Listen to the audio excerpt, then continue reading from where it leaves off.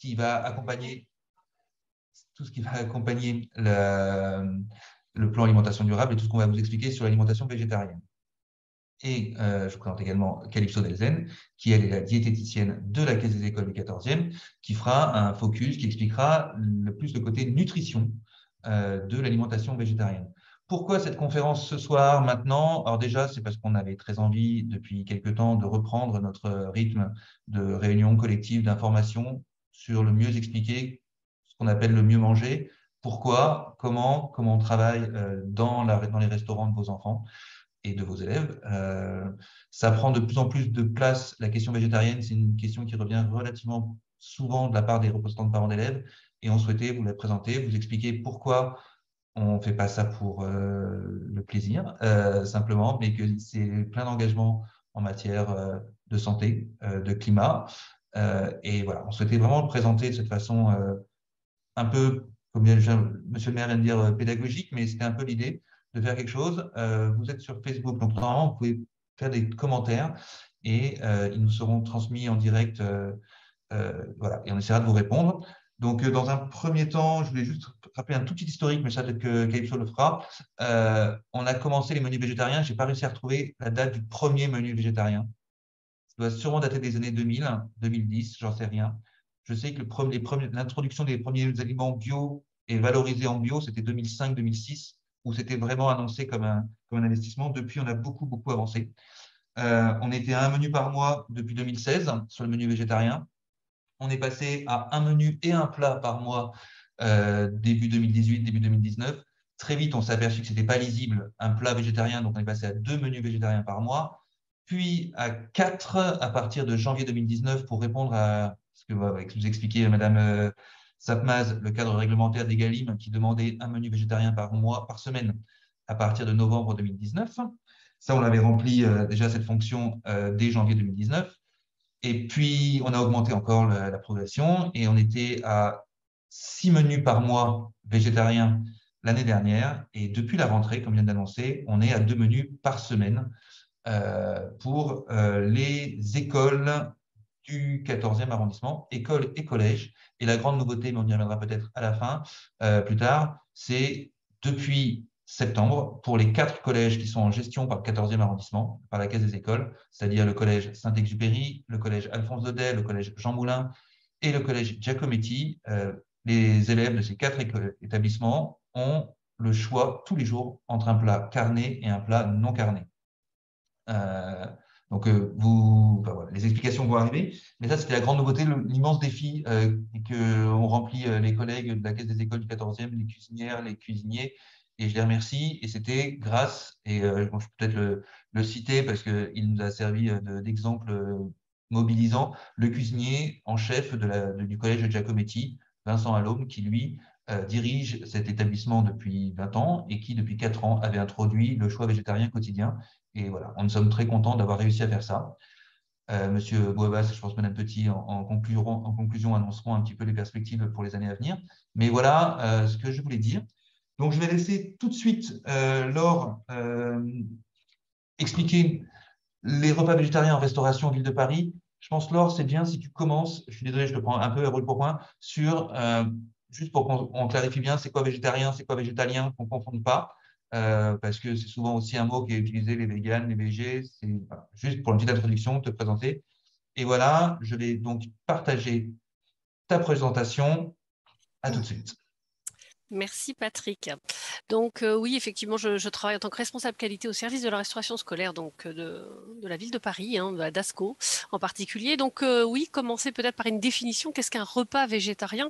Un repas végétarien, c'est un repas sans viande ni poisson et qui contient d'autres sources de protéines végétales, mais aussi d'autres sources de protéines animales, donc qui peut contenir des œufs et éventuellement des produits laitiers. Donc c'est sans chair animale, sans poisson et sans viande, pour faire simple. On peut continuer si tu veux, Patrick, avec la première slide. Merci. Alors, juste un petit contexte réglementaire. Alors, au départ, avant de parler de la réglementation qui fait référence au repas végétarien, c'est la réglementation qui s'applique en matière de qualité des repas en restauration scolaire. Il existe depuis plus d'une dizaine d'années maintenant un arrêté, l'arrêté du 30 septembre 2011, qui est relatif à la qualité nutritionnelle des repas servis dans le cadre de la restauration scolaire. Donc, c'est une obligation réglementaire depuis 2011 d'appliquer un certain nombre de règles pour assurer un équilibre alimentaire, un équilibre nutritionnel pour tous les enfants scolarisés. Alors, il y a dans ce règlement et dans cet arrêté une référence à un groupe d'études qu'on appelle le GEMRCN, que peut-être certains connaissent ou ont déjà entendu. C'est un sigle un peu barbare qui veut dire les groupes des études des marchés de la restauration collective et de la nutrition. Si on veut rentrer un peu dans le détail de ces règles, des règles qui s'appliquent depuis cet arrêté, il y a des notions de fréquence de repas. C'est notamment le tableau que vous devez voir sur votre écran. Un tableau de fréquence des repas, c'est combien de fois sur un menu on doit proposer des entrées, par exemple, à base de légumes crus sur un cycle d'un mois. Combien de fois on doit avoir au maximum de repas qui seraient, de plats qui seraient frits, par exemple, qui sont donc bien sûr limités dans ce cas présent. Combien de fois on doit avoir tel type de fromage, à quelle fréquence on peut avoir tel type de dessert plus ou moins sucré, voilà. Donc ça a établi des minimums ou des maximums de types de plats ou de repas sur un menu d'environ un mois, puisque c'est sur 20 repas que le calcul doit se faire. Alors, il y a cette question de fréquence des repas, il y a aussi la notion de grammage, quelle quantité de chacun de ces aliments ou chacune de ces préparations on doit servir en fonction de l'âge des enfants. Et bien sûr, tout plein d'autres recommandations générales. Et ce qui l'en ressort finalement, c'est quand on respecte cet arrêté du 30 septembre 2011, eh bien, plusieurs études ont prouvé et ont montré qu'on avait très nettement amélioré la qualité nutritionnelle des repas des enfants, mais aussi qu'on arrivait à assurer les besoins nutritionnels des enfants dès lors qu'on était dans ce cadre-là. Ce cadre-là, jusqu'alors, il est en ce moment en réécriture, en actualisation. Ce cadre-là fixe, par exemple, à au moins un plat à base de poisson par semaine en moyenne, puisque c'est 4 sur 20. Donc, pour faire simple, je vous dis un plat à base de poisson par semaine en moyenne. Il ne s'agit pas d'un poisson pané, il s'agit véritablement d'un poisson et davantage de chair. Et au moins un plat à base de viande non hachée, de bœuf, de veau, d'agneau par semaine également. C'est une moyenne. Alors, ça, c'est les deux obligations. Donc, au moins un poisson, au moins une viande dans la semaine. L'arrêté du 30 septembre 2011 offre la possibilité, par exemple, de proposer des repas à base de protéines végétales, des repas à base d'œufs, sans qu'il y ait de limite dès lors qu'on respecte ces minimums de fréquence imposés. Ce qui veut dire que concrètement, bien sûr, des repas végétariens, il y en a toujours eu. Alors, Patrick, tu te posais la question de savoir à quel moment vous avez commencé le premier repas végé. Le premier repas végé, il a dû démarrer quasiment à peut-être l'existence même de la caisse, parce qu'un repas végé, qu'est-ce que c'est? Une omelette, c'est un repas dit végétarien. Voilà. Peut-être pas 100% végétal, de menu 100% végétal peut-être, mais de menu végétarien, on en consomme tous, sans l'appeler végétarien en réalité. Donc on en consomme tous, à base d'œufs, à base de fromage, une crêpe au fromage par exemple, ou même une pizza 4 fromages, c'est un plat également végétarien. Attention à ne pas faire l'amalgame entre un plat 100% végétal, avec des protéines de source végétale uniquement, et un repas végétarien, donc sans chair animale. Ça, c'est pour fixer un peu le cadre réglementaire relatif finalement aux apports nutritionnels. Merci. Il y a depuis plus récemment en tout cas, deux autres cadres réglementaires qui viennent s'appliquer à la restauration scolaire. Le premier, qui fait suite aux États généraux de l'alimentation, donc depuis 2018, c'est la loi Egalim. La loi Egalim fixe un certain nombre de choses, notamment un sujet que l'on évoque beaucoup en ce moment, le fait d'avoir 50% de produits répondant à des critères qualité, dont au moins 20% de produits dits bio dans les repas des enfants. On a comme deuxième règle qui doit s'appliquer, au moins un repas végétarien obligatoire par semaine pour toute la restauration scolaire. Cette loi Egalim impose également de mettre en place ce qu'on appelle un plan de diversification des sources de protéines. Alors derrière cet intitulé, derrière cette phrase, l'objectif c'est grosso modo d'avoir davantage de protéines végétales que de protéines animales dans les repas des enfants. Et enfin, de lutter contre le gaspillage alimentaire. Alors là, je vous ai ressorti juste quelques éléments clés qui s'appliquent à la restauration scolaire dans le cadre de la loi Egalim. Donc on voit ici qu'il y a déjà dans la loi Egalim, et depuis 2018, la mise en application date de novembre 2019, au moins un repas végétarien, donc obligatoire par semaine.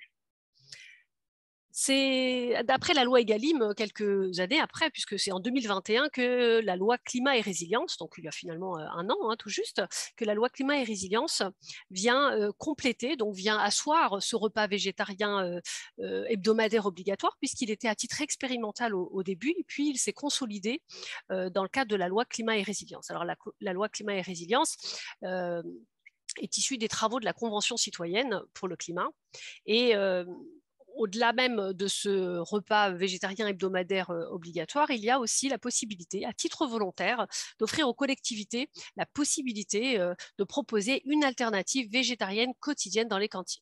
Donc voilà, ça c'est à titre volontaire, il ne s'agit pas d'une obligation, en tout cas pour le moment ça ne figure pas du tout en ce sens, mais pour autant, à titre volontaire, il y a une expérimentation qui est prévue pour pouvoir ensuite faire les évaluations permettant de consolider ou non cette pratique. Merci. Et que dit aujourd'hui la ville de Paris? Alors la ville de Paris est depuis quelques années maintenant à ce qu'on appelle un plan alimentation durable, avec un certain nombre d'objectifs à atteindre. Et c'est vrai que le fait d'avoir un repas végétarien hebdomadaire figurait déjà dans les objectifs dès 2012 du plan alimentation durable de la ville de Paris. Alors en 2022, de 2022 à 2027, nous avons maintenant de nouveaux objectifs parce que, eh bien, au fil des années, on a des enjeux qui sont bien sûr environnementaux, hein, dont mes slides ont disparu. Il y a donc effectivement des enjeux environnementaux qui sont assez forts et qui nous sont rappelés avec des objectifs très forts dans le cadre notamment de la neutralité carbone de 2050 avec les objectifs de l'accord de Paris. Et donc ce nouveau plan alimentation durable est très ambitieux. Il affiche comme objectif notamment 75% de denrées labellisées bio, donc 75% de produits bio dans les repas, 100% de produits de saison, 50% de produits qui on va dire local. Alors local, bien sûr, derrière ce terme, il faut toujours préciser. En tout cas, en ce qui nous concerne, c'est à moins de 250 km de Paris. 2 repas végétariens minimum par semaine pour toutes et tous. Donc là, on voit qu'il y a eu effectivement une augmentation de cette fréquence. Et enfin, le développement du fait maison et la suppression d'un certain nombre d'additifs qui pourraient être néfastes par précaution, qui pourraient être néfastes pour la santé. Voilà. Alors, effectivement, on parle souvent des enjeux environnementaux et il est important peut-être de comprendre pourquoi on met en avant un repas végétarien. Alors, l'objectif n'est pas forcément que tout un chacun devienne végétarien ou non, ça n'est pas l'objectif, loin de là. Pour autant, on a des chiffres assez éloquents et là, avec les chiffres que vous voyez sur la slide, vous avez quelques données qui montrent bien que les ruminants en particulier et la viande, la production de cette viande et sa consommation a des impacts qui sont très conséquents sur l'environnement. Alors en général, l'indicateur qu'on va utiliser, c'est les émissions de gaz à effet de serre. Et si vous regardez donc sur la partie gauche, on voit effectivement que les émissions de gaz à effet de serre d'une viande bovine est très très largement supérieure à celle d'une viande porcine, mais aussi et surtout de lentilles. Donc on voit bien que les sources de protéines végétales permettraient de limiter considérablement les émissions de gaz à effet de serre. Donc c'est une des raisons, entre autres, qui nous amène à inciter la population globalement à réduire la consommation de viande et en particulier de viande de ruminants. Globalement, aujourd'hui, dans l'assiette des Français, on dit qu'on a à peu près 25% des émissions de gaz à effet de serre qui viennent de l'assiette, qui proviennent de la consommation finalement de l'assiette des Français. Donc, et dans cette assiette, le gros, l'aliment qui occupe la part la plus importante, c'est la viande rouge et la viande de ruminants. Si on regarde à droite, c'est une autre façon de l'illustrer, on voit effectivement ici les émissions de gaz à effet de serre pour une viande de ruminant et on voit que pour du poisson, c'est déjà très nettement inférieur et puis progressivement, plus on va vers une source végétale, plus on a une diminution des émissions de gaz à effet de serre. Donc là, on réduit au moins 4 fois les émissions de gaz à effet de serre. Alors l'enjeu environnemental est bien présent et on se pose bien sûr et naturellement la question de savoir quelle fréquence de repas végétariens à l'école pour un bénéfice environnemental optimal. Donc oui, on voit bien que le fait de réduire la fréquence de la viande va avoir des bénéfices. Mais jusqu'où on va et qu'est-ce qui est stratégiquement le plus intéressant et qu'est-ce qui est aussi le plus acceptable? Il faut bien sûr évaluer les deux. Et on voit effectivement que la consommation donc, de 2 repas végétariens par semaine, imposés dans les menus et pas forcément sous la forme de choix, permet d'obtenir les résultats les plus intéressants, à savoir une réduction des émissions de gaz à effet de serre, comme je vous l'ai déjà présenté, mais aussi, on a d'autres indicateurs ici intéressants, une réduction des surfaces nécessaires pour produire l'alimentation des cantines. On a donc 33 à 36% de réduction des coûts de dépollution de l'eau liés aux activités agricoles, parce qu'effectivement, les activités agricoles, par la présence de pesticides, de nitrates notamment, entraînent l'obligation de dépolluer ces eaux. On a également une réduction de la consommation d'eau liée à la production agricole, mais aussi une réduction des importations d'aliments pour les animaux d'élevage, parce qu'effectivement, ils sont très souvent importés. Donc, on a ici des indicateurs très, très forts qui nous amènent à, bien évidemment, aujourd'hui, expliquer pourquoi la recommandation dans le cadre de l'objectif, pardon, dans le cadre du plan alimentation durable est celui-ci. Alors, l'objectif, bien sûr, il est environnemental, mais pas que. Et on n'a pas aujourd'hui pour objectif de proposer tous les jours à tous les enfants des menus végétariens. L'objectif, c'est d'ajuster les menus pour diminuer l'impact carbone et conserver un équilibre nutritionnel. Et c'est important d'avoir en tête ce double défi. Alors, ce double défi, aujourd'hui, il n'est pas forcément encore très, très clair pour tout un chacun, mais il apparaît évident aujourd'hui pour tout le monde que ce que l'on consomme, notre alimentation, a un effet sur notre santé, et bien sûr celui des enfants. Mais il faut véritablement comprendre que la santé de la planète, l'impact environnemental va également avoir un impact sur la santé des enfants, des adultes, par ricochet de façon indirecte et d'ailleurs relativement rapidement. C'est ce qu'on appelle aujourd'hui et de plus en plus la question du One Health, une seule santé. On a une seule santé, la santé de la planète, la santé donc environnementale, la santé humaine et la santé animale. Le tout est lié, le tout est imbriqué. Donc on ne peut pas aujourd'hui avoir un seul objectif en se disant moi je vais uniquement regarder l'alimentation sous le prisme nutritionnel. On doit élargir impérativement le champ pour avoir véritablement un meilleur résultat sur la santé de tout un chacun. Alors, la cantine scolaire doit fournir aux enfants des repas de bonne qualité nutritionnelle, ça c'est un impératif qu'on se fixe, tout en répondant aux enjeux environnementaux et économiques actuels. Et alors, effectivement, l'enjeu nutritionnel, il est aussi de respecter et d'aller dans le sens du PNNS, du Programme national nutrition santé, et le 4e volet, donc 2019-2023, recommande clairement la diminution de la consommation de viande rouge pour tous et l'augmentation de la consommation de fruits, de légumes et aussi de légumes secs. Alors, on en vient à se poser la question, quel est le menu idéal en restauration scolaire pour relever ce double défi, le défi nutritionnel et le défi environnemental? Les chercheurs se sont penchés sur cette question.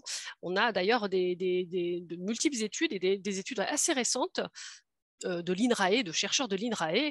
La première, par exemple, que je vous cite est toute récente puisqu'elle est d'octobre 2022, donc du mois dernier. Elle a été publiée le mois dernier et c'est une étude qui a été réalisée sur les cantines scolaires de Dijon.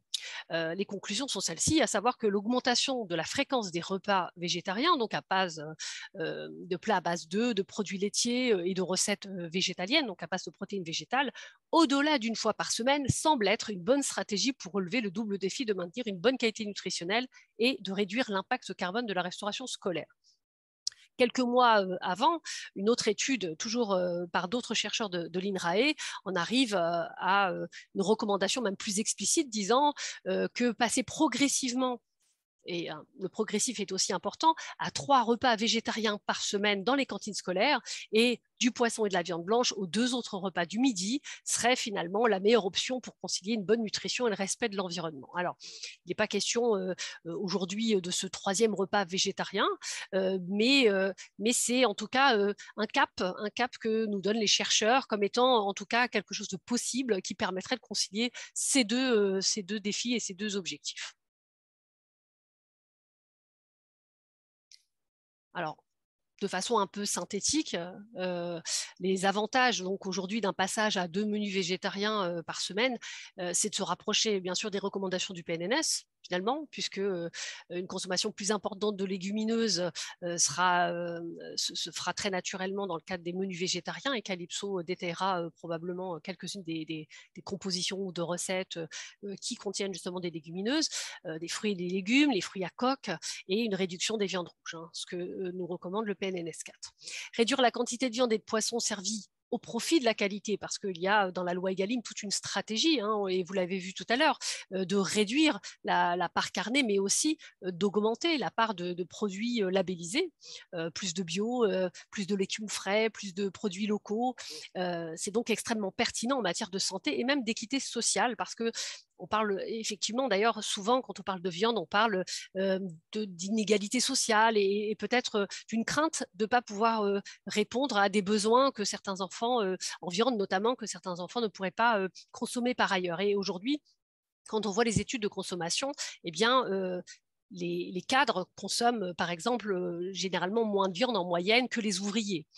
Aujourd'hui, on voit bien que la place de la viande n'est pas celle qu'on pouvait avoir il y a 50 ans ou il y a une centaine d'années. Aujourd'hui, les inégalités sociales se retrouvent davantage dans la consommation de fruits, de légumes, et qu'à l'inverse, les viandes sont plutôt, en quantité en tout cas, bien consommées par des populations avec des revenus plus faibles. Et enfin, abaisser la part de la viande et du poisson dans les menus a un impact qui est favorable sur la production des gaz à effet de serre, comme on l'a vu, et cette mesure constitue un changement qui va être important dans nos comportements à tous en réalité. Hein. Là, on parle des cantines scolaires, mais c'est vraiment un objectif dans le cadre du PNNS, en tout cas des recommandations de santé publique qui s'appliquent à l'ensemble de la population. Et je vous remercie pour votre attention. Je ne sais pas s'il y a des questions. Je ne sais pas comment, Patrick, tu préfères que l'on réponde éventuellement à la fin, que l'on réponde aux questions au fil de l'eau. Tu n'as pas de micro, Patrick.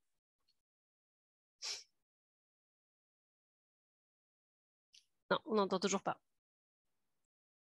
Bon, voilà, un grand classique des réunions Zoom, oublier de rebrancher son micro. Déjà, je vous disais un grand merci, Laure, pour ces explications qui, je pense, étaient très claires, qui ne nécessitent pas pour moi là, tout de suite. On a une question, m'a-t-on dit, pour savoir s'il existait des conditions pour bénéficier de ces repas végétariens. Et alors, je ne sais pas s'il s'agissait particulièrement des écoles, enfin, en tout cas, c'est inscrit pour les écoles publiques du 14e arrondissement, premier degré, maternelle, élémentaire et second degré pour les 4 collèges que je citais tout à l'heure. Ces menus végétariens sont déjà en place de façon régulière. Voilà. Je ne sais pas si ça répondait à la question de l'association qui posait. Voilà. Pour l'instant, pas d'autres questions. Je suppose que maintenant, on va parler de... Je vais vous présenter la présentation de Calypso sur la partie plus nutritionnelle. Il y avait des documents sur Egalim, donc si jamais vous avez de nouvelles des questions, mais on a déjà fait un peu le cadre réglementaire, mais forcément, tout ça s'imbrique en matière de restauration et de végétarien, d'introduction de végétal. C'est quand même beaucoup de choses qui sont coordonnées. Je partage dans ces cas-là, Calypso, c'est toi, tu préfères sûrement qu'il passe, je pense aussi. Comme ça, en fait, c'est assez confortable parce que tu restes en petite pop-up et donc on te voit parler, ce qui est très agréable pour Laure. Ce sera pareil pour toi, c'est plus sympa, ça rend un peu plus vivant que voir juste un écran. Partagé. Un écran, ouais, juste un seul écran. Donc, oui, bien sûr. À tout de suite. Oui, bon, de toute façon, en attendant que le diaporama s'affiche, donc là, on vient de vous présenter un peu plus ce qui est cadre, voilà, règles, lois, pourquoi on les applique aussi rigoureusement, donc plus d'un aspect loi. Là aussi, l'intérêt du webinaire, c'était de clarifier les intérêts nutritionnels des menus végétariens en restauration collective. Donc voilà, on va plus se lancer sur la partie nutrition et après application concrète dans le 14e arrondissement, donc à la Caisse d'école du 14e arrondissement.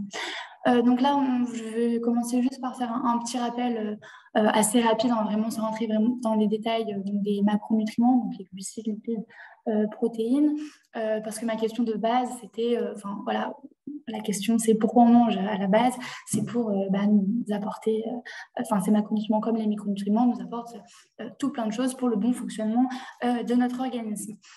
Donc, on va passer assez rapidement sur les glucides et sur les lipides, puisque là, ce qui nous intéresse pour l'alimentation végétarienne, c'est les protéines. Enfin, je pense que c'est là où on a plus de questions et qu'il faut plus rassurer et peut-être clarifier un peu la distinction entre l'animal et la végétale. Mais bon, on va commencer par les glucides. Très rapidement, on en trouve à la fois dans tout ce qui est pain, riz, les pommes de terre, donc les glucides. Enfin, on a la distinction entre les glucides rapides et les glucides lents. Les rapides, ce sera plutôt dans tout ce qui est pâtisserie, sucrerie, voilà. Et le rôle de tout ça, c'est de favoriser un bon transit donc avec les légumes et les fruits qui sont, je ne l'ai pas dit, mais également une très grande, très riche en glucides. Et donc, les glucides, ça sert principalement à fournir de l'énergie.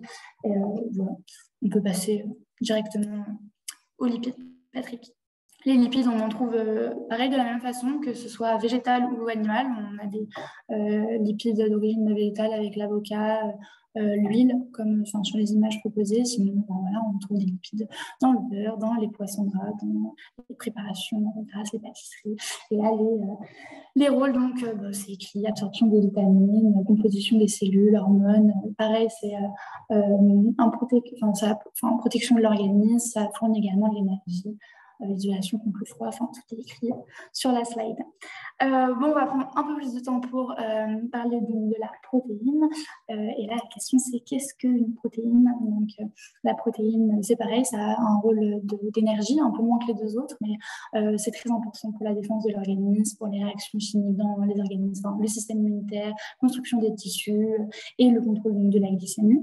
Et la grande distinction, c'est qu'il existe deux sources de protéines, les protéines de source donc animale et de source végétale. Donc les animales, c'est ce qu'on va trouver dans les viandes, le poisson, mais également dans tout ce qui est produits laitiers.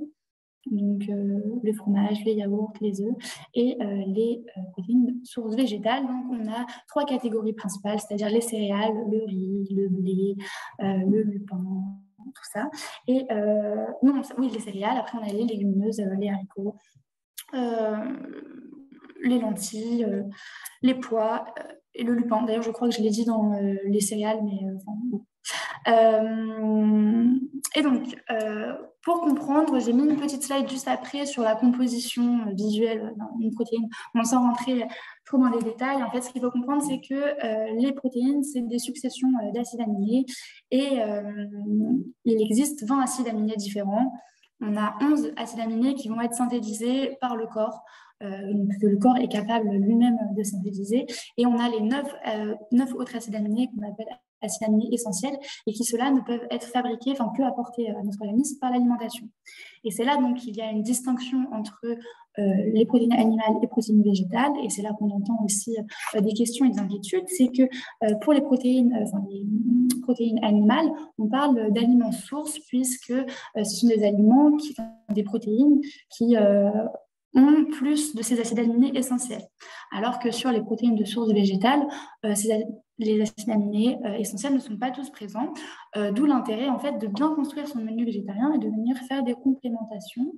Donc complémenter, faire une association entre les céréales et les légumineuses pour avoir tous les acides aminés présents nécessaires. Là, il y a un petit tableau assez clair, je trouve, assez visuel. Donc, vous avez l'œuf qui est la composante avec les acides aminés, le plus d'acides aminés présents.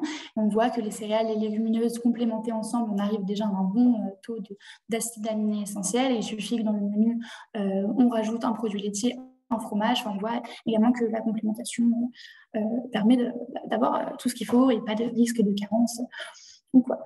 Voilà, je crois que pour cette slide, c'est tout.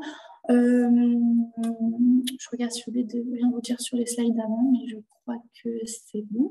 Là, on a un exemple typique d'un menu qu'on pourrait proposer donc, à la case des écoles, une entrée avec une crudité.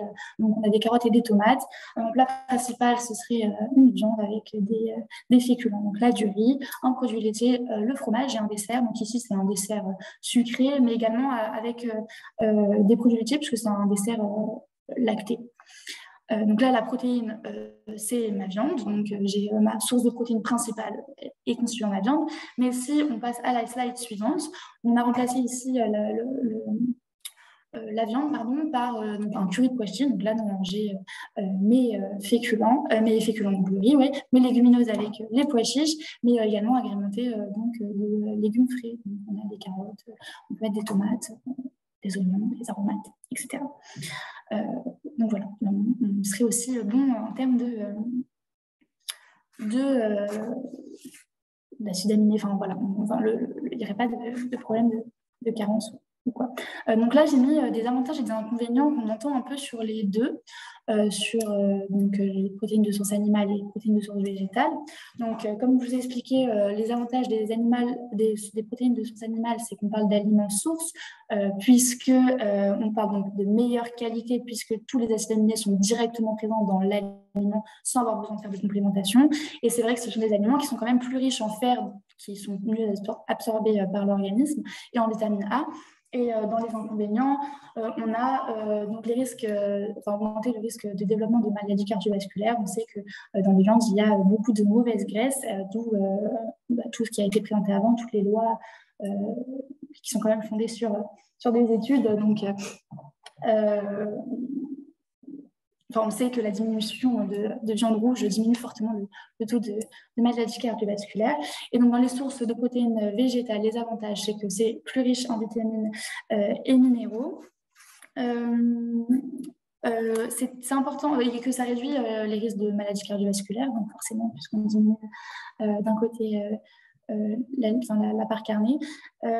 Et puis au niveau des carences, on entend beaucoup que dans l'alimentation végétarienne, on est souvent carencé en vitamine B12 et en fer. On dit que ça stimule plus le transit et que les protéines sont de moins bonne qualité et en quantité réduite. Encore une fois, si on n'a pas forcément cette complémentation. Alors, encore faire attention avec cette slide, avec tous ces propos, parce que, encore une fois, c'est pas un régime végétarien imposé tous les jours. On ne vous demande pas de devenir végétarien. Je pense que là, c'est vraiment des extrêmes, forcément. Ce que je veux dire, c'est que... j'ai perdu ma feuille. Mais c'est dans tous les cas, dans un régime qui est trop extrême, que ce soit trop de viande ou trop... dans les deux extrêmes, on peut avoir des complications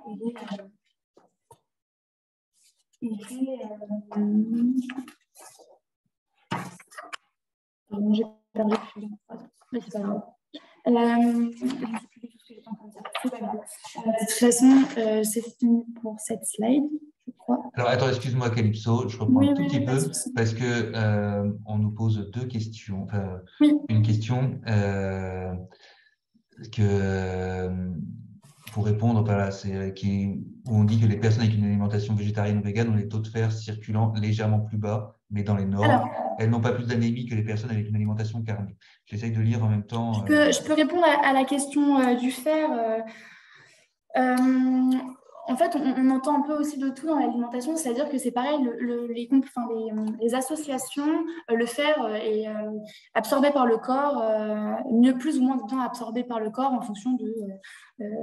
en gros, ce que je veux dire, c'est que, par exemple, dans les poissons, on a des métaux lourds. Les métaux lourds, avec du fer, les métaux lourds diminuent l'absorption du fer dans le corps. Et dans une autre mesure, la vitamine C, qui est très présente dans les légumes, dans toutes les protéines de source végétale, ça va augmenter l'assimilation du fer dans le sang. Donc, encore une fois, quand le menu végétarien est bien constitué, on ne va pas avoir de carence. Et encore une fois, là, on n'est pas sur un régime végétarien matin, midi, soir. C'est 2 repas végétariens présentés en restauration collective. Je ne sais pas s'il y avait une autre question, Patrick, que vous vouliez poser. Vous m'avez parlé de 2 questions. Notre collègue adjointe à l'alimentation durable nous dit que les algues sont une bonne source de fer pour les végétariens. Yes, alors par contre, on va avoir un petit problème de proximité. Si en alimentation durable, on peut avoir une source, si on accepte, on n'avait pas joué à ça, Laure, dans les définitions du PAD, de considérer que les algues, introduire les algues dans l'alimentation locale, peut-être qu'on pourrait trouver un circuit court, mais voilà, on n'a pas encore cuisiné, je pense que ça pourrait être une nouveauté, on pourrait essayer. Je nous engage presque collectivement à introduire les algues prochainement dans nos menus. Je crois qu'on l'a jamais fait, ça ne me dit rien en tout cas. Voilà. Et sur le côté, moi je voulais peut-être rappeler quelque chose parce que dans les échanges visiblement sur Facebook, il y a sur le second degré pour le choix végétarien quotidien, on est vraiment dans une phase de rodage et je pense que ça c'est important aussi pour nous, enfin, on y reviendra après peut-être, Oui, on est mais dans identifier la population végétarienne qui ont un régime végétarien complet dans notre pays, c'est très difficile à savoir. Et donc, voilà, c'est comme le rappelle, enfin, on bien rappelé jusqu'à maintenant, on parle bien de comment on introduit l'alimentation végétarienne dans la restauration scolaire et pour quelle finalité. Je reprends, vous avez là maintenant une diapositive qu'on a déjà un peu évoquée tout à l'heure avec oui, Laure je pense sur que l'impact de la c'est juste viande que, sur l'environnement. l'image est On l'a assez déjà parlante. refait. Voilà, je pense qu'on peut la passer celle-là, ça ne te dérange pas. Calypso? Oui, oui, non, mais oui, on est complètement dans la c'est pareil, c'est la même chose. Voilà, On peut la passer on aussi. l'a déjà dit, hein, c'était l'impact sur l'environnement. Voilà. Oui, Maintenant, deuxième partie de ton intervention, Calypso, le repas oui, végétarien à la caisse de l'école, c'est quoi? oui, le repas végétarien, qu'est-ce que c'est en application? Vous pouvez revenir sur la slide d'avant, ça a plus de sens, je pense. Celle-là? Euh, oui, du coup, comme ça a été, enfin, comme on l'a rappelé en début de ce webinaire, bien comprendre que le menu végétarien proposé à la caisse des écoles, c'est l'exclusion de la chair animale, donc c'est-à-dire de la chair animale, la viande, le poisson, à la rigueur aussi les crustacés, mais on fait quand même appel, donc, comme Laure l'a dit tout à l'heure, à des produits laitiers, enfin, des produits laitiers, fromage, yaourt, des œufs. On peut également mettre du miel dans les menus. Enfin voilà, c'est pas c'est pas un régime vegan, c'est vraiment un repas végétarien. Donc nous, à la caisse des écoles, c'est pareil, on l'a déjà dit, mais c'est important de le rappeler, depuis la rentrée, on est passé donc à nos 2 repas végétariens par semaine et aussi une grosse étape, c'était donc de proposer l'alternative végétarienne tous les jours pour nos collégiens. Et ça a été un peu, enfin ça a été très formateur pour nous parce que forcément le fait de devoir proposer tous les jours une alternative végétarienne, ça a posé la question de la diversification, enfin de la diversité des recettes qu'on avait, parce qu'on n'en avait pas tant que ça. Donc on s'est amusé à créer plein de nouvelles recettes et on verra ça plus tard pour les exemples de recettes. Je pense que là on peut passer à la slide d'après. Je voulais reparler un peu de la loi Egalim, mais Laure en a bien parlé. Donc en gros, la loi Egalim sur le végétarien, ce qui est très intéressant, c'est la diversification des sources de protéines. Et ce qui est important aussi, c'est que dans les textes, le repas végétarien n'est pas du tout poussé à être remplacé par d'autres produits animaux. C'est-à-dire qu'on nous pousse à faire des complémentations céréales, légumineuses et pas forcément à remplacer par une omelette ou rajouter des produits laitiers un peu partout dans le menu. Il y a vraiment l'idée de vraiment faire ce bon menu végétarien sans forcément avoir un recours à des produits animaux. Donc, là, on a les 4 types de menus végétariens qu'on peut proposer, nous, à la caisse des écoles. Donc, c'est le GMRCN qui propose ces 4 types de menus. Donc, on parlait de la complémentation entre les céréales et les légumineuses. On a beaucoup de recettes, de la sorte à la caisse des écoles. Pour les citer, on a les currys de pois chiches, le d'ail de lentilles. On a des nouvelles recettes donc cette année, donc haricots blancs, coco avec aux épices, avec des riz 3 couleurs. On a fait un haricot rouge tomate épicée cette semaine aussi. Donc voilà pour cette catégorie-là. On a aussi, je pense que vous pouvez passer, il y a des exemples sur la slide d'après. Voilà, on a les repas associant œufs et produits laitiers. Excuse-moi, tu as préparé et c'est des vrais menus. On a juste recherché nos historiques. Voilà, on a beaucoup, c'est très collectif hein, parce que les recettes, Calypso pourrait le rappeler, mais c'est travailler de façon collective avec toutes les contraintes de la restauration collective également, donc tout est collectif. Mais voilà, il faut qu'on puisse produire les repas, c'est-à-dire qu'on ait assez de fours, assez de marmites pour le faire, qu'on ait assez d'éléments, voilà. Et puis après, il y a un impact quand même essentiel, c'est quelle quel retour des enfants. Il y a des choses sur lesquelles on n'a pas encore, qu'on a testé, puis on n'a pas recommencé. Il y en a, voilà, c'est du test. Il y a des différents sujets qui disent régulièrement qu'il faut attendre un peu plus longtemps pour présenter plusieurs fois des plats pour que ça soit apprécié et adopté. On travaillera au cours de l'année, c'est prévu déjà, enfin voilà, avec les animateurs là, qui ne sont pas présents aujourd'hui dans cette tour de table sous végétarien, mais qui sont très présents sur l'interclasse et je les remercie. On travaille beaucoup là sur à présenter, à mieux expliquer cette conférence leur est aussi destinée, comme elle est destinée aux parents d'élèves, mais destinée à tous les adultes qui ont un rapport aussi un petit peu transmission d'informations à un enfant. Voilà.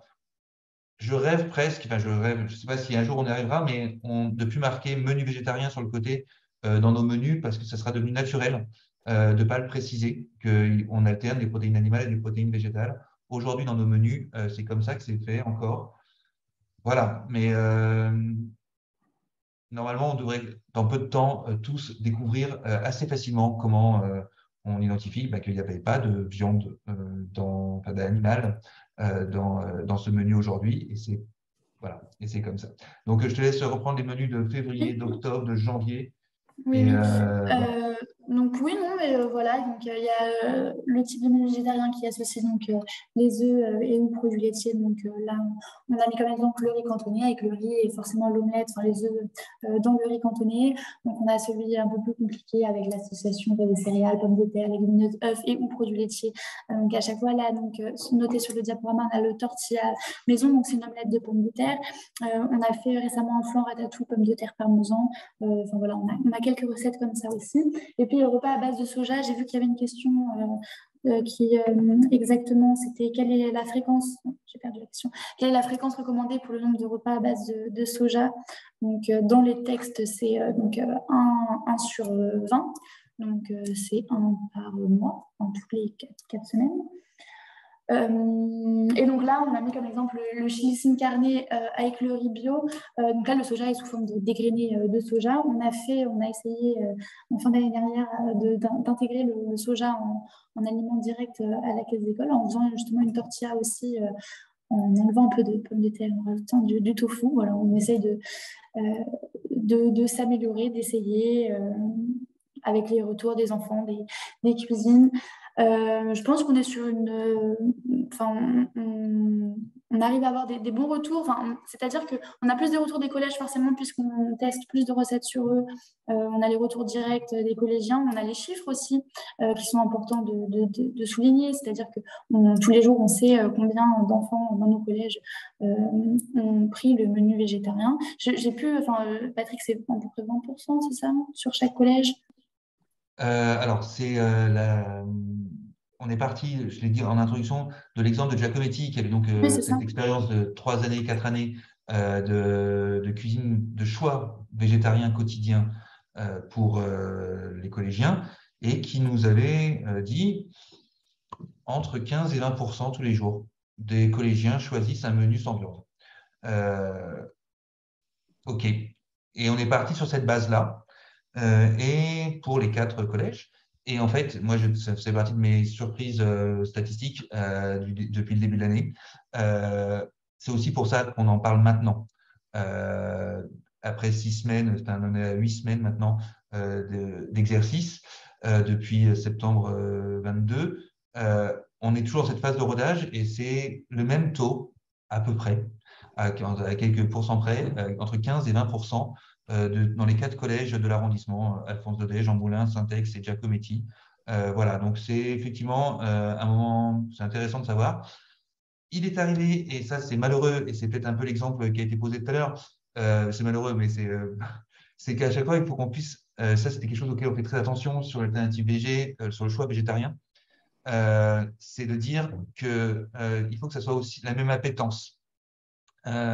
Et c'est quelque chose sur lequel on doit beaucoup travailler, et on travaille, je pense, Calypso surtout, que je remercie beaucoup, mais qu'on retrouve la même appétence sur les menus et qu'on n'oppose pas, que quand il y a un choix végétarien entre un produit pané et un produit, voilà, faut, par exemple, nuggets de céréales contre nuggets de poulet. Faut pas qu'on fasse nuggets de poulet contre curry pois chiche. Ça, c'est une mauvaise idée, ça marche pas. Enfin voilà, ce jour-là, il n'y a plus beaucoup grand monde qui est végétarien fondamentalement. Donc, il y a des produits qui sont plus ou moins appétants, il y a des choses. Voilà, on travaille évidemment. Là, on a encore fait une formation aujourd'hui aussi sur le dressage des plats végé, parce que voilà, faut pas que ça se ressemble. C'est aussi une nouvelle cuisine et une nouvelle culture. Il y a pas, enfin voilà, un curry de pois chiche. Moi, c'est ici, la Caisse des Écoles que j'ai découvert et que j'ai mangé pour la première fois. Le dalle de lentilles, c'est pareil. Mais maintenant, on trouve ça dans tous les menus, sur toutes les tables, même des plus grands chefs, y compris dans notre arrondissement. On a des chefs végétales. Voilà, maintenant, il y a une grande cuisine qui associe des coutumes et des cultures culinaires qui viennent du monde entier. Et voilà, c'est pour ça aussi qu'on intègre, on introduit des aliments qui jusqu'à maintenant n'étaient pas utilisés du tout dans la culture de la restauration collective et encore plus de la culture de la restauration scolaire. Voilà, donc ça nous fait amener aussi plein de nouveaux légumes. C'est vrai que Calypso a cité le tofu, mais voilà, c'était un petit sujet qu'on on a essayé. Je pense qu'on réessayera encore d'intégrer du tofu dans nos recettes parce que c'est quand même un élément central de l'alimentation végétarienne. Il y aura un petit point focus sur le soja parce que j'ai vu qu'il y avait des questions. Oui, Voilà. oui, parce que c'est souvent des questions qu'on a vis-à-vis des parents sur le soja, ce qu'on entend sur le soja. Je pense que c'est bien aussi de rassurer un peu, enfin de rassurer.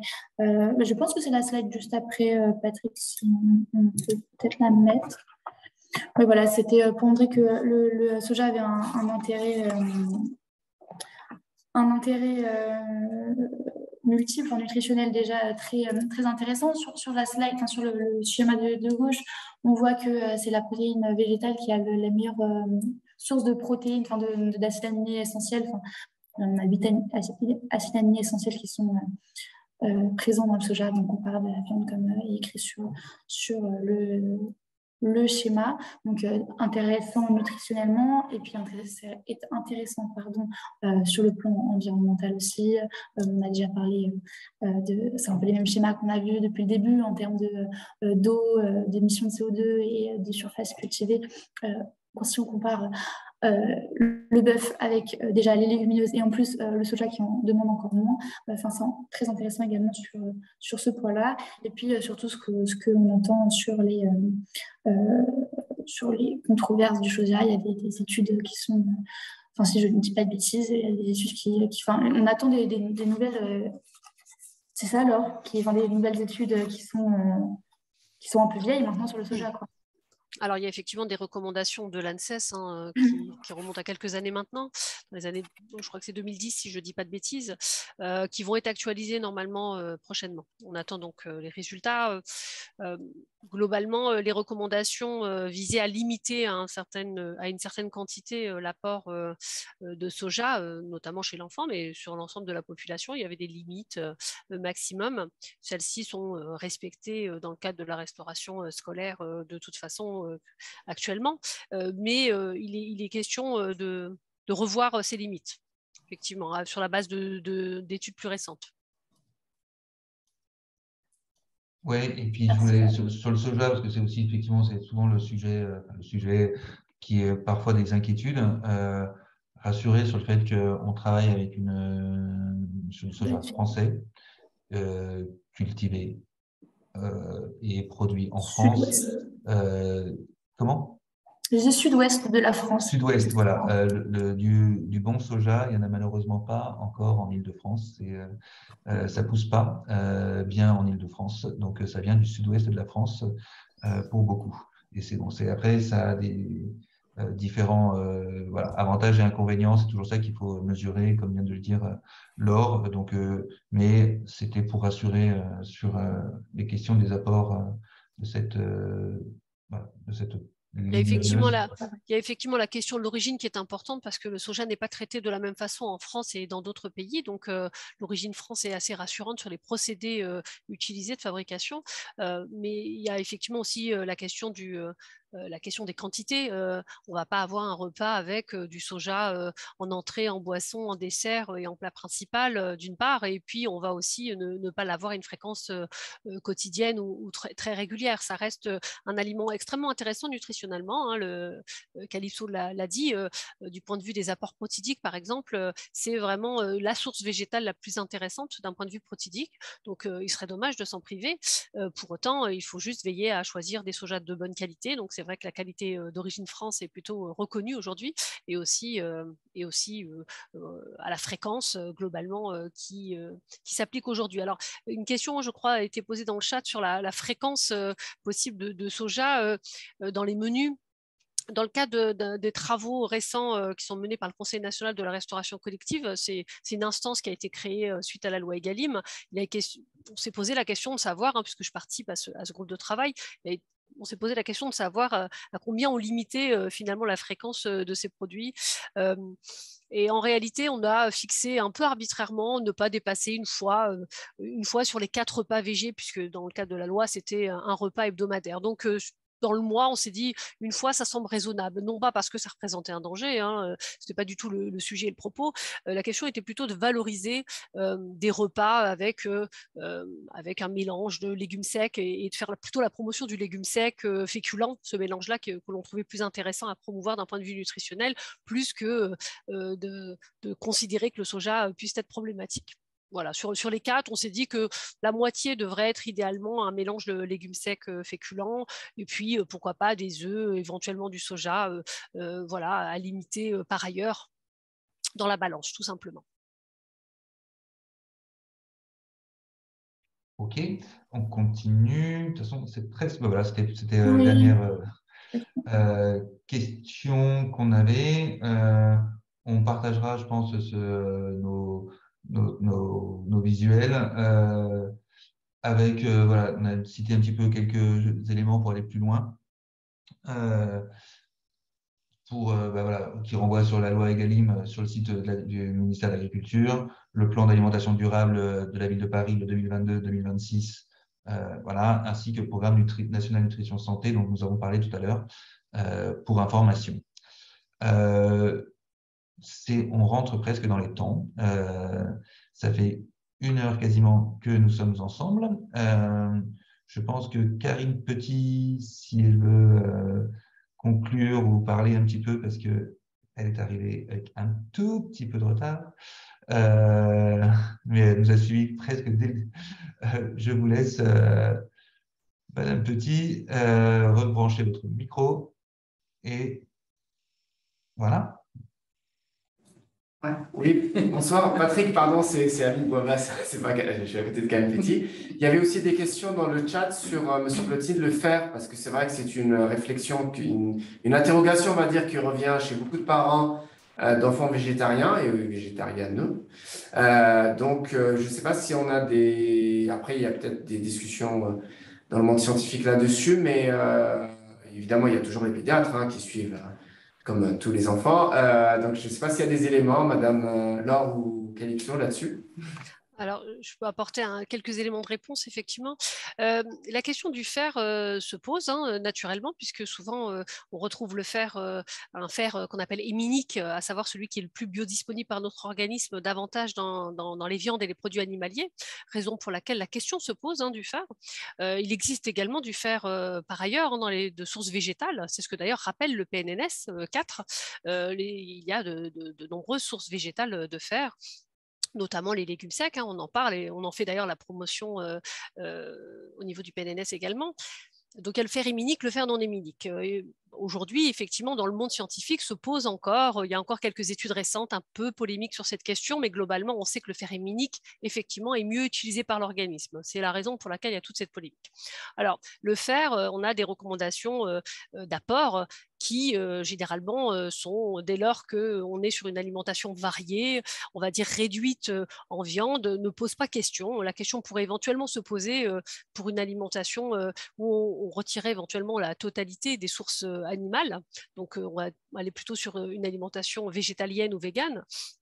la question pourrait se poser et de toute façon et de manière générale, on recommande le plus souvent d'avoir un regard médical dans une modification brutale d'une alimentation de cet ordre-là pour évaluer en fait les apports par ailleurs. Aujourd'hui, est-ce qu'on peut le dire? Est-ce qu'on peut affirmer qu'il y aurait un problème de fer si tant est qu'on ne s'alimenterait pas du tout de viande? La question est en suspens et d'ailleurs l'ANSES, toujours l'ANSES, travaille sur le sujet justement des apports nutritionnels et la couverture des besoins nutritionnels de la population dès lors qu'on retire de l'alimentation les sources animales. Il y a des travaux qui sont en cours aujourd'hui à l'ANSES, donc on ne peut pas présupposer des résultats. On s'interroge et l'interrogation est légitime, mais attention, c'est vraiment spécifique pour des populations qui retiraient totalement toute source animale. Quand je dis toute source animale, ce n'est pas uniquement la chair animale de leur alimentation. Ça reste en suspens. Mais ce n'est pas véritablement l'objet dans le cadre des repas de la restauration. D'une part, parce qu'aujourd'hui, les enfants qui mangent des repas végétariens ne sont pas forcément végétariens, et puis qui plus est, ne sont pas végétaliens. Donc, dans tous les cas, il y a des sources animales dans les repas de la restauration. Et même si l'enfant prenait une alternative végétarienne quotidienne, on n'est pas sur une alimentation 100% végétale non plus. Donc, la question, elle est, je pense, intéressante du point de vue de la réflexion, mais ne s'applique pas dans le cadre ici. Merci. Peut-être, Sidonie, une intervention générale sur la conférence, sur le thème. Oui, bah écoute, merci Amine. Je voulais remercier Calypso et puis Madame Sapmaz. C'était très intéressant, ce focus très complet sur tous les aspects du végétarisme. Je vais juste me permettre pour conclure d'insister sur un point moi, qui me semble particulièrement intéressant, même si ça a été un petit peu survolé, notamment sur une slide, c'est que le végétarisme permet de restituer, de rendre la terre aux habitants qui ont besoin de se nourrir. C'est-à-dire que toutes les terres qui sont consacrées à l'alimentation des animaux d'élevage n'est plus ou n'est pas, ou souvent n'est plus d'ailleurs consacrée à celle des humains. Et voilà, ça me semblait un point sur lequel j'avais envie d'insister, puisque tous les autres aspects ont été bien brossés, notamment le bien-être animal. Voilà, donc rendre la terre aux personnes aux habitants qui ont besoin de manger. Voilà ce sur quoi je voulais insister. Et merci encore. Madame Petit, peut-être? Oui, bah, du coup, d'abord, toutes mes excuses d'être arrivée un petit peu en retard. Mais d'abord, je voulais remercier également à mon tour Laure et Calypso pour la préparation et la qualité de ces deux interventions très complémentaires et qui nous permet à chacune, à chacun comme parents, mais bien sûr aussi comme citoyens et citoyennes de mettre sur la table, si on peut dire, et de mieux les comprendre, de les appréhender et de les partager, les objectifs qu'on se donne à la ville de Paris, à la mairie du 14e arrondissement sur l'alimentation. Et l'alimentation, c'est pour ça qu'on tient et on tenait à faire cette première étape. Eh bien, elle a un rôle clé et majeur dans les questions de santé. D'abord et avant tout, hein, c'est pour ça qu'on est là en fait, c'est la santé des enfants et des ados via les collèges par l'alimentation et une alimentation conçue, cuisinée et servie par le service public. Donc c'est aussi quelque chose d'important. Et la santé est de raccrocher bien évidemment aux questions aussi de respect et de changement de modèle par rapport à la crise climatique. Donc, du coup, il est important pour nous, équipe municipale, et c'est très important d'ailleurs que et Amine Bouabbas et Sidonie Parizeau soient là. Ça montre que vraiment, c'est une approche globale et qu'on veut partager et mettre en débat et qu'on avance et qu'on progresse tous dans les connaissances et l'appréhension des questions de l'alimentation avec les parents. Voilà, parce qu'on est très souvent avec Amine interpellés sur ces questions-là et questionnés. Il n'y a pas une seule fois où on ne va pas, quand on va dans les cantines avec les parents d'élèves ou devant les écoles le matin, ou peu importe dans d'autres circonstances, eh bien, on est toujours interrogé sur cette question-là. Donc, on avait souhaité organiser cette conférence et qui est une première étape que tous les parents dans les écoles et les collèges pourront partager, revisionner. D'ailleurs, je crois que c'est très important de se dire ça. Et au fur et à mesure que la Caisse des écoles et que nous avancerons aussi, nous avons vraiment la volonté d'organiser ces conférences avec la contribution des représentants de parents d'élèves ou de parents d'élèves qui sont motivés pour organiser justement ce débat public et de santé de manière collective et collégiale comme on le fait ce soir. Donc c'est une première étape, il y aura d'autres conférences sur des thèmes différents, mais c'est bien de montrer que la cantine et la restauration scolaire publique, elle a un vrai impact sur la santé et sur l'environnement de manière positive.